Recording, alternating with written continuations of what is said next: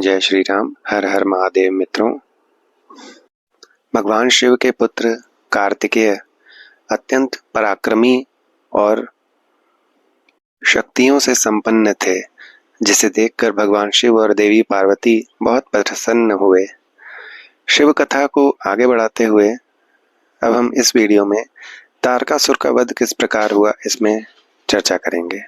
माता पार्वती और भोलेनाथ शिव की आज्ञा पाकर कार्तिकेय सभी देवताओं का नेतृत्व करते हुए तारकासुर के वध करने, उससे युद्ध करने के लिए प्रस्थान कर चुके थे। वीरभद्र भी तारकासुर से लड़ने उस युद्ध में गए थे। उन्होंने अपनी पूरी शक्ति से तारकासुर पर आक्रमण किया, उसको त्रिशूल के प्रहार से घायल कर दिया, जिससे घायल होकर वो जमीन पर गिर पड़ा। परंतु अगले ही पल उसने स्वयं को संभाल लिया और पुनः खड़े होकर वीरभद्र से युद्ध करने लगा। परंतु अगले ही क्षण उसने भीषण मार से वीरभद्र को घायल करके वहां से भगा दिया। उसके बाद देवताओं को अपने क्रोध का निशाना बनाया। तारक देवताओं पर अपने बाणों की बरसात करने लगा। अनायास बाणों की वर्षा से देवता भयभीत हो गए। तब श्री हरि विष्णु ने तारकासुर से लड़ने के लिए अपना जैसे ही दर्शन चक्र चलाया, उसका भी तारकासुर पर कोई प्रभाव नहीं पड़ा, क्योंकि तारकासुर का वध तो कार्तिकेय के हाथों ही होना था। कार्तिकेय और तारकासुर का बहुत ही भयानक युद्ध होने प्रारंभ हो गया। दोनों एक दूसरे पर भीषण प्रहार करने लगे। अनेक प्रकार के दांव पेचों का दोनों प्रयोग कर रहे थे। मंत्रों से भी युद्ध हो रहा था। पूरी शक्ति और सामर्थ्य का प्रयोग एक दूसरे को मारने के लिए वे दोनों कर रहे थे और दोनों ने एक दूसरे को काफी घायल कर दिया था। कार्तिकेय ने अपने मन में अपने माता पिता पार्वती और भगवान शिव को प्रणाम करके उनका आशीर्वाद लिया और अपनी प्रबल शक्ति से तारकासुर की छाती पर आघात किया। उसकी चोट से तारकासुर का शरीर विदीर्ण होकर पृथ्वी पर गिर गया और देखते ही देखते महाबली असुर पल भर में ढेर हो गया, जिसे देखकर चारों ओर खुशी की लहर दौड़ गई और सभी देवता प्रसन्नता से कोलाहल करने लगे। तारकासुर का वध होते ही बाकी उसकी सेना पल भर में नष्ट हो गई और जो बचे वो भाग कर पाताल लोक कर चले गए। कार्तिकेय ने दैत्यराज बाणासुर और प्रलंबासुर को भी भस्म कर दिया और सभी देवता सहर्ष कुमार कार्तिकेय का स्तवन करने लगे और बोले, हम राक्षस राज तारक का वध करने वाले आपको नमस्कार करते हैं। हे शंकर नंदन गिरजापुत्र, आपके बाणासुर और प्रलंबासुर राक्षसों को मारकर इस त्रिलोक के संकटों को दूर किया है। करते हैं कि आगे सारे कष्टों और संकटों से आप हमारी रक्षा और सहायता करेंगे। अब हम जानते हैं कि विघ्न विनाशक श्री गणेश की उत्पत्ति किस प्रकार हुई। देवी पार्वती की दो मुख्य सखियां जया और विजया थीं, जो सदा से ही उनके पास रहती थीं। वे उनसे बोली, यहाँ कैलाश पर्वत पर भगवान शिव के असंख्य गण हैं, जो सर्वदा शिवजी की आज्ञा का ही पालन करते हैं, उनकी आज्ञा को ही सर्वोपरि मानते हैं। माता पार्वती, आपको भी एक विशेष गण की रचना करनी चाहिए, जो आपकी ही आज्ञा माने, आप ही उनके लिए सर्वोच्च हों और वो किसी के सामने ना झुकें। इस पर देवी पार्वती ने उन्हें टालते हुए कहा, शिव जी और मुझ में यहाँ के गण कोई अंतर नहीं समझते हैं, हम दोनों ही उनके लिए सर्वोपरि हैं। एक दिन की बात है, देवी पार्वती अपने कक्ष में स्नान कर रही थीं। नंदी को द्वारपाल बनाकर वह वहां बैठ गई थीं। तभी कक्ष में भगवान शिव का प्रवेश हो गया। क्योंकि नंदी अपने आराध्य शिव को अंदर आने से रोक न पाए, देवी पार्वती उस समय बड़ी लज्जा महसूस करने लगी। इस घटना के बाद पार्वती को उस अपनी सखियों द्वारा दिए गए सुझाव का स्मरण हुआ। उन्होंने सोचा, मैं भी अपने लिए एक ऐसे गण का निर्माण करती हूँ जो मेरी आज्ञा को ही सर्वोपरि माने, मैं जो कह दूं वो वही करे।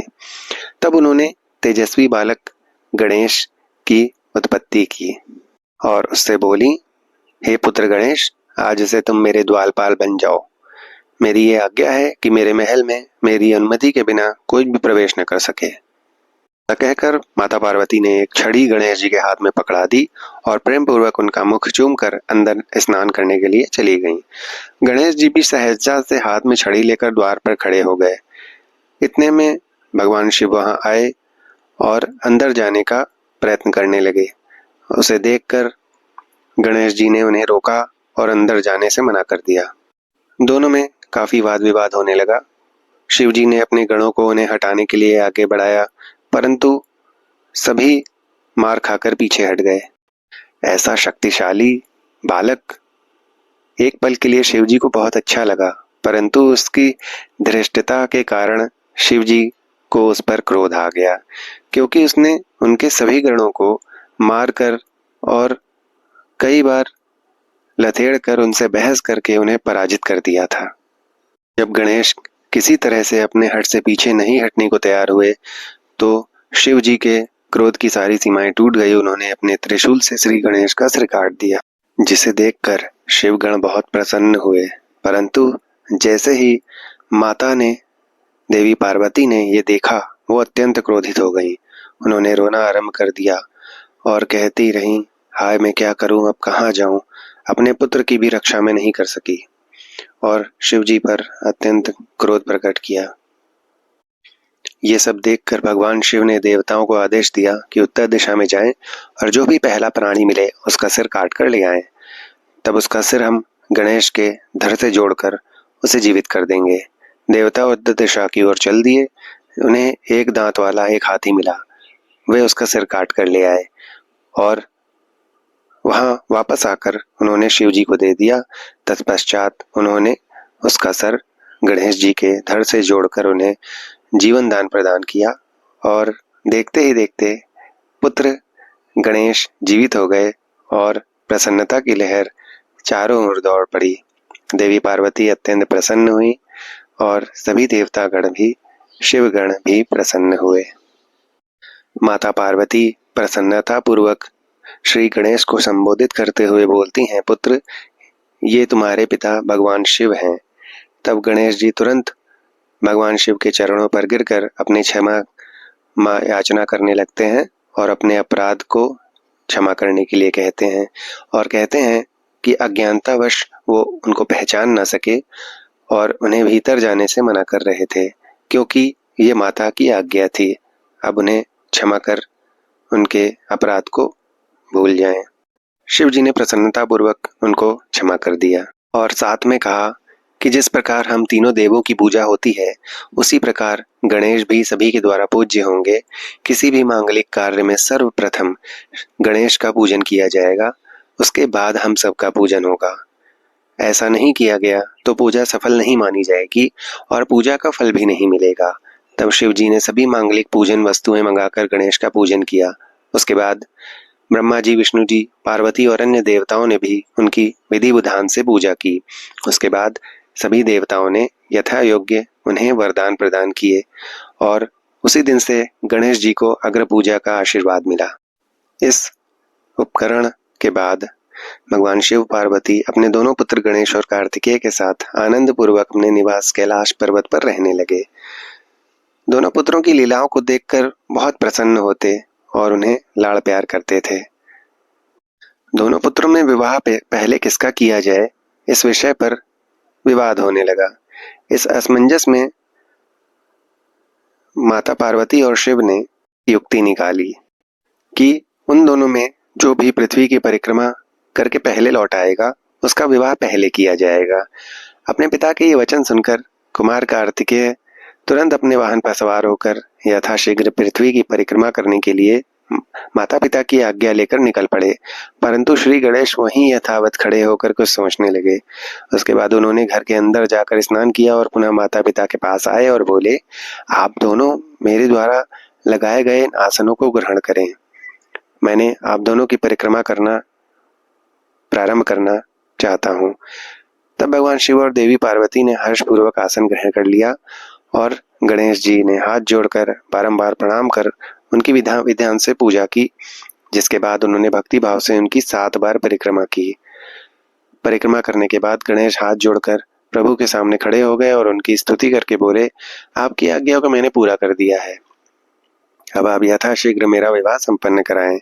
जिसे सुनकर शिव पार्वती ने गणेश से पृथ्वी की परिक्रमा करके आने के लिए कहा था ऐसा बोला। उन्होंने कहा कि जिस प्रकार कार्तिकेय पृथ्वी की परिक्रमा करने गए हैं, तुम भी जाओ, उनसे पहले लौट आओ, तभी तुम्हारा विवाह हो सकता है। माता पिता के ये वचन सुनकर गणेश जी बोलते हैं, आप दोनों महान महाबुद्धिमान हैं, आपके ज्ञान की कोई सीमा नहीं है। मैंने तो आपकी आज्ञा के अनुरूप पृथ्वी की परिक्रमा एक बार नहीं बल्कि 7 बार की है। ये सुनकर शिव पार्वती बड़े आश्चर्यचकित होकर बोले, हे पुत्र, तुम इतनी विशाल 7 महाद्वीप वाली समुद्र, पर्वत और काननों से युक्त पृथ्वी की परिक्रमा कब करके आ गए? तुम तो यहाँ से गए भी नहीं। महादेव शिव और देवी पार्वती के इस प्रकार प्रश्न को सुनकर गणेश जी बोलते हैं, आप दोनों की पूजा करके आपकी 7 बार की परिक्रमा कर ली, इस प्रकार मेरे द्वारा पृथ्वी की परिक्रमा पूरी हो गई। वेदों में इस बात का वर्णन है कि अपने माता पिता की श्रद्धा भाव से पूजा करने के बाद उनकी परिक्रमा करने से पृथ्वी की परिक्रमा का पुण्य फल प्राप्त होता है। माता पिता के चरणों की धूल ही पुत्र के लिए महान तीर्थ है। गणेश जी की ये बातें सुनकर शिव पार्वती बहुत आश्चर्यचकित हुए और गणेश को वेदों और शास्त्रों का ज्ञाता जानकर उनकी प्रसन्नता की कोई सीमा न रही और बोले, हे पुत्र, तुम बलवान और साहसी होने के साथ साथ परम बुद्धिमान भी हो। जिसके पास बुद्धि बल है वही बलशाली भी है। बिना बुद्धि के ही बल का प्रयोग संभव नहीं है। देवी पार्वती और भगवान शिव ने गणेश जी को विजेता घोषित किया और प्रजापति विश्वरूप की पुत्रियां रिद्धि और सिद्धि से उनका विवाह संपूर्ण कराया। एक बार की बात है, जब भगवान शिव अत्यंत क्रोधित थे, उन्होंने अपनी क्रोध की ज्वाला समुद्र में प्रवाहित कर दी, जिससे एक बालक प्रकट उत्पन्न हुआ और उसके रोने की आवाज से सारा संसार भयभीत था। पूरा संसार उसकी आवाज से व्याकुल था, जिससे चिंतित होकर ब्रह्मा जी की शरण में सारे लोग पहुंच गए। उनको प्रणाम करके उनकी स्तुति करने लगे और बोले, ब्रह्मा जी, इस समय सभी पर बड़ा भारी संकट आया है। आप सब कुछ जानते हैं, उस बालक ने जो समुद्र से उत्पन्न हुआ है, अपने भयंकर रुदन से समुद्र संसार को आहत किया है। समुद्र उस बालक को लेकर ब्रह्मा जी के पास जाते हैं। जब समुद्र देव ब्रह्मा जी से बातें ही कर रहे थे, तो उस बालक ने ब्रह्मा जी के गले में हाथ डालकर उनका गला दबा दिया, जिसकी पीड़ा स्वरूप उनकी आंसू बहने लग गए। तब ब्रह्मा जी ने यत्नपूर्वक उस बालक की पकड़ से अपने को मुक्त कराया और समुद्र से बोले, तुम्हारे इस जातक पुत्र ने मेरे नेत्रों से जल निकाला है, अतः इसका नाम जलंधर होगा। उत्पन्न होते ही युवा हो जाने के कारण ये बालक महापराक्रमी, जवान, महायोद्धा और रण दुर्मद होगा। यह बालक युद्ध में सदैव विजयी होगा, यहाँ तक कि भगवान श्री हरि विष्णु को भी जीत लेगा। ये बालक दैत्यों का अधिपति होगा। कोई भी मनुष्य या देवता इसे चाहकर कुछ भी नहीं बिगाड़ पाएगा। इसका संहार केवल त्रिलोकीनाथ भगवान शिव के द्वारा ही संभव है। ये कहकर ब्रह्मा जी ने असुरों के गुरु शुक्राचार्य को बुलाया और उनके हाथों से उस बालक को दैत्यों का राजा स्वीकार करते हुए उसका राज्याभिषेक कर दिया और अंतर्ध्यान हो गए। अपने जातक पुत्र के बारे में जानकर समुद्रदेव बहुत प्रसन्न हुए और अपने निवास स्थान पर उसको ले गए। जलंधर का विवाह कालनेमी नामक असुर की सुंदर पुत्री वृंदा से संपन्न कराया गया और वो उसके साथ आनंद पूर्वक रहने लग गया। जलंधर असुरों का अधिपति होने के कारण सभी देवताओं पर अत्याचार करने लग गया। वो स्वयं को भगवान घोषित करने लग गया था और सबसे अपनी पूजा करवाना प्रारंभ कर दिया था उसने।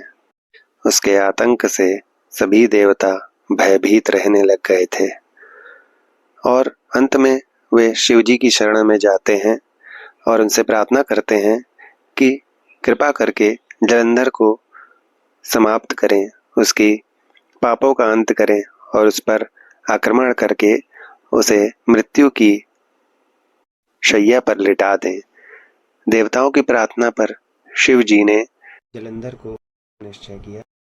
जब युद्ध भूमि में देवसेना का प्रतिनिधित्व करने वाली सभी वीर साहसी घायल पृथ्वी पर गिर गए, ये देखकर सभी शिवगण भयभीत होकर शिव जी की शरण में गए। शिव जी को युद्ध स्थल का सारा समाचार मिला था। शिव जी ने युद्ध का नेतृत्व करके सबको सांत्वना दी। भगवान शिव के रौद्र रूप को देखकर भयानक दैत्य भी भयभीत होने लगे और युद्ध छोड़कर भागने लगे। जलंधर ने शिव जी पर आक्रमण कर दिया और बाणों की वर्षा कर दी, जिसे काटते हुए भगवान शिव ने उसे उत्तर दिया और फरसे से अपना प्रहार किया। बलाहर और धसमर जैसे भयानक राक्षसों को उन्होंने पल भर में गिरा दिया। शिव जी का वाहन बैल भी अपने सींगों के प्रहार से सबको घायल करने लगा, जिसे देखकर जलंधर अपने सैनिकों को समझाने लगा कि वह डरे नहीं, युद्ध करते रहें। पर दैत्य सेना भगवान शिव से युद्ध करने के लिए तैयार ही नहीं हो रही थी। क्रोधित जलंधर उन्हें ललकारने लगा। जलंधर ने अनेक बाणों को एक साथ चलाकर उसमें भगवान शिव को बांधने का प्रयास किया, लेकिन सफल नहीं हुआ। शिव जी ने उसके सभी बाणों को काट दिया और उसके रथ की ध्वजा को नीचे गिरा दिया। जलंधर के सभी बाणों को काटने के बाद शिव ने एक बार मारकर जलंधर को घायल किया, और जिसे देखकर उसकी सेना भयभीत हो गई। इसे देखकर जलंधर ने वहां गंधर्व माया उत्पन्न की और हजारों की संख्याओं में गंधर्व और अप्सराओं के गण उत्पन्न हो गए और वहां नृत्य करने लगे। मधुर संगीत बजने लगा, जिसे देखकर देवसेना के सैनिक मोहित हो गए और युद्ध को भूलकर नाचने गाने लग गए। देवादिदेव महादेव शिव भी गंधर्व माया से मोहित होकर नृत्य कर देखने लगे। जब जलंधर ने देखा कि सभी देवता देवादिदेव शिव भी उस गंधर्व माया से मोहित होकर अप्सराओं को नृत्य देख रहे हैं, वो वहां से चुपके से भाग खड़ा हुआ। जलंधर शिव जी का रूप बनाकर उनके वाहन पर बैठ गया और कैलाश जा पहुंचा। देवी पार्वती जलंधर के उस रूप को देखकर वो समझ जाती हैं कि ये शिव जी नहीं है। वो वहां से अंतर्ध्यान हो जाती हैं। जलंधर अब तक सिर्फ अपनी पत्नी वृंदा के पतिव्रता धर्म के कारण ही बचा हुआ था। विष्णु जी की माया के कारण वृंदा को एक सपना आता है कि उसका पति निर्वस्त्र होकर, सिर पर तेल लगाकर, गले में काले रंग के फूलों की माला पहनकर भैंसे पर बैठा हुआ है। उसके चारों ओर हिंसक जीव जंतु उसको घेरे खड़े हैं। चारों ओर अंधकार है। दक्षिण दिशा की ओर वो बढ़ता जा रहा है। ये सपना देख के वो डर गई। उसकी आंखें खुल गईं जब उसने देखा सूर्य उदय हो रहा है, परंतु वो सूर्य अत्यंत कांतिहीन था। उसे सूर्य में एक छेद भी दिखाई नहीं दे रहा था। वृंदा का मन बहुत व्याकुल हो गया और वो टहलने लगी। इधर उधर घूमते हुए बेचैन मन से वो घूम रही थी। उसका मन शांत नहीं हो रहा था। इतने में विष्णु जी वहां पहुंचे और जलंधर किस प्रकार अपना वेश बदलकर शिव जी के रूप में माता पार्वती के सम्मुख पहुंचा था, ये सारा वृत्तांत उन्होंने वृंदा को बचाया, जिसे जानकर वो बहुत दुखी हुई और विष्णु जी से बोली कि उसने पति बनकर उपभोग किया, उसे धिक्कार है। विष्णु जी ने माया जाल से अपना रूप बदलकर जलंधर का रूप धारण कर लिया था और वृंदा के पास पहुंच गए थे। वे उसके साथ कुछ समय बिताकर वहीं रह रहे थे, परंतु वृंदा को इसका आभास हो गया था। जब उसे पता चल गया कि ये उसका पति नहीं कोई और है, तो उसे बहुत ग्लानि महसूस हुई और उसे लगने लगा कि उसका पति धर्म व्रत नष्ट हो गया है। वह अपने आप को तिरस्कृत महसूस करने लग गई और विष्णु जी से कहने लग गई कि मैं अब किस प्रकार अपने पति का सामना करूंगी। अब मुझे जीवित रहने का कोई अधिकार नहीं है, पर तुम्हें तुम्हारी करनी की सजा अवश्य मिलेगी। तुमने मुझे अबला समझकर मेरा इस्तेमाल किया। मैं तुम्हें शाप देती हूँ कि जिन राक्षसों से तुमने मुझे डरा कर मेरा विश्वास जीता था, वही राक्षस तुम्हारी पत्नी का भी हरण करेंगे और उसके वियोग में हर ओर भटकोगे तुम। तब यही वानर तुम्हारी सहायता करेंगे और अगला जन्म तुलसी के रूप में होगा मेरा जब, और मेरी संजीवनी शक्ति ही मेरी पवित्रता का प्रमाण होगी। श्री हरि विष्णु को इस प्रकार श्राप देकर वृंदा ने अग्नि में प्रवेश कर लिया। उसमें अपने प्राणों की आहुति दे दी। जिससे एक तेज प्रकट हुआ और वो जाकर देवी पार्वती में समा गया, क्योंकि वो उन्हीं की भक्त थी।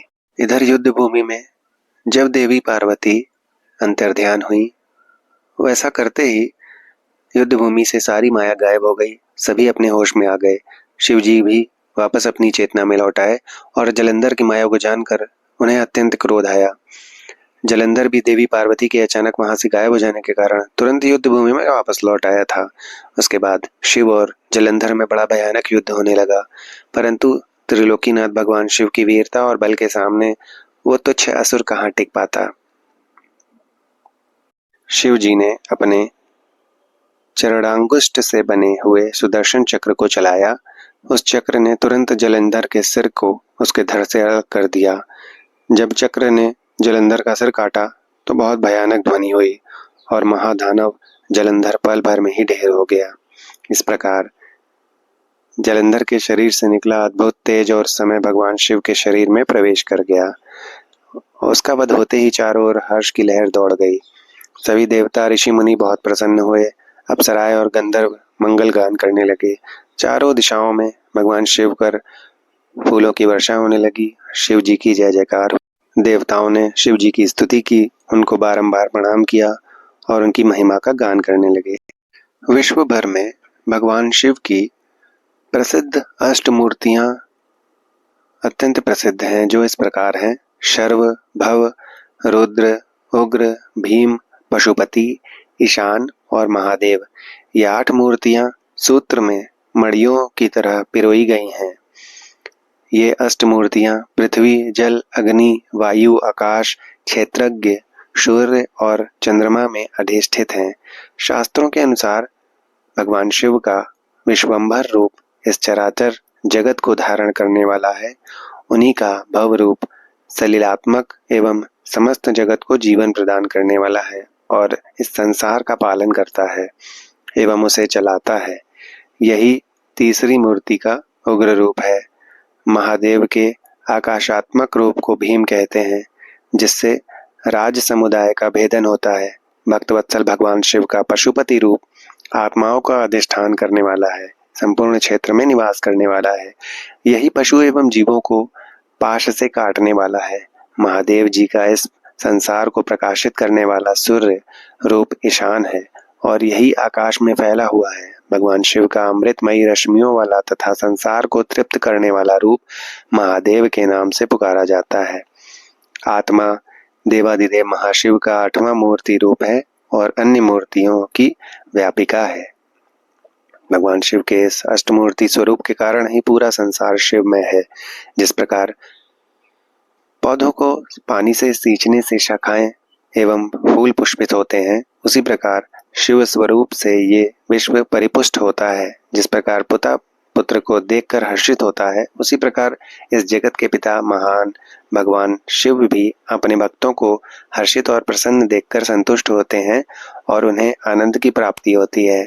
इसलिए हमें सदैव भक्ति भाव से उनकी प्रसन्नता के लिए कार्य करना चाहिए। धन्यवाद मित्रों। हर हर महादेव।